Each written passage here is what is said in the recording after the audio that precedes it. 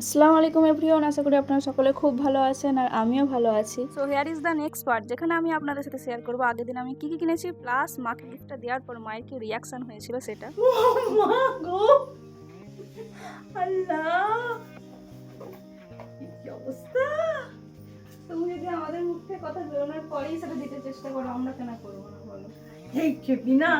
So আপনারা নিশ্চয় শুনে বুঝতেই পেরেছেন আমার মা ঠিক কতটা অবাক হয়েছিল। মায়ের হাতে যখন দিলাম মা বুঝতে পেরেছিল হয়তো এর মধ্যে জুতো আছে। মাকে জিজ্ঞেস করছিলাম পরে, তবে ওই জুতোটাই যে পেয়েছি সেটা মা বুঝতে পারিনি একবারের জন্য। গিফট মেবি এরকমই হওয়া উচিত, যেটা আপনার হাতের কাছে থাকবে তবুও আপনার কল্পনার বাইরে হবে। আপনার গিফট দিয়ে তখনই সার্থক হবে যখন আপনার গিফটটা পেয়ে অপর মানুষটার মুখে হাসি ফুটবে। তো চলুন আর বকবক না করে এবার আর কি কিনেছি সেইগুলো আপনাদের সাথে শেয়ার করি। এখন অনেক কিছু কিন্তু দেখানো বাকি রয়ে গেছে। আপনাদের প্রথমে যে ক্লিপগুলো দেখালাম সেগুলো আমি আগেও দোকানে দেখিয়েছিলাম, তাছাড়াও কিন্তু আরেকটা ক্লিপ নিয়েছিলাম। মোট 4টাই ক্লিপ নিয়েছিলাম, তাছাড়া একটা চেইন নিয়েছিলাম যেটা মাকে দিয়ে দিলাম, তাছাড়াও আর 3টে কানের দুল নিয়েছিলাম। এত অ্যাফোর্ডেবল প্রাইসে পাওয়া যাচ্ছে কি বলবো, যেটা সবসময় আমি ইউজ করতে পারবো। খুব সুন্দর ডিজাইনগুলো, একদম ইউনিক নতুন মডেল এসেছে, তাই আমি 3টে নিয়ে নিয়েছিলাম। কানেরগুলো অবশ্যই আমি একদিন আপনাদেরকে পরে শেয়ার করবো। তারপর নিয়েছিলাম পন্সের একটা ময়শ্চারাইজার, তাছাড়াও নিয়েছিলাম একটা ডার্মিকুল পাউডার, একটা ডাব সাবান। তো এই টুকিটাই কিছু কেনাকাটা। তো চলুন এবার বই ঘর থেকে কি কিনেছি সেগুলো আপনার সাথে শেয়ার করি। বিগত কয়েকদিন ধরে তো বুনি আমার মাথা খারাপ করে দিয়েছে এই শর্ট নোটটা কেনার জন্য, তো ওকে আগে প্রথমে এই শর্ট নোটটাই কিনে দিয়েছি। তার সাথেও কয়েকটা কালারিং পেন নিয়েছিল, একটা স্টিকার নিয়েছিল, আর আমারও কিছু জিনিস দরকার ছিল যেমন স্যালো টেপ, আটা। তো এই ছিল টুকিটাকি কিছু কেনাকাটা। আর বাড়ি আসার পর তো আমি অবাক হয়ে গেছিলাম একসাথে এতগুলো তাল দেখে। গত 2-3 বছরতে এই তালের মুখটাও দেখা যায়নি, আর এই বছরে